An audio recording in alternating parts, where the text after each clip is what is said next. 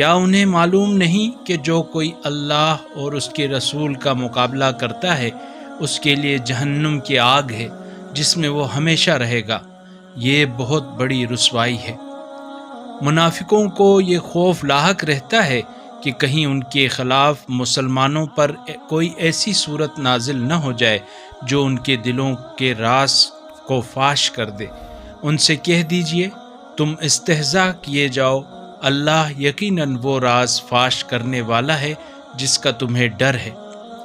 اور اگر آپ ان سے دریافت کریں تو وہ ضرور کہیں گے ہم تو صرف مشغلہ اور دل لگی کر رہے تھے۔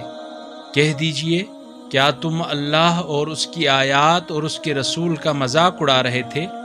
عذر تراشی مت کرو، تم ایمان لانے کے بعد کافر ہو چکے ہو۔ اگر ہم نے تم میں سے ایک جماعت کو معاف کر بھی دیا تو دوسری جماعت کو ضرور عذاب دیں گے کیونکہ وہ مجرم ہے۔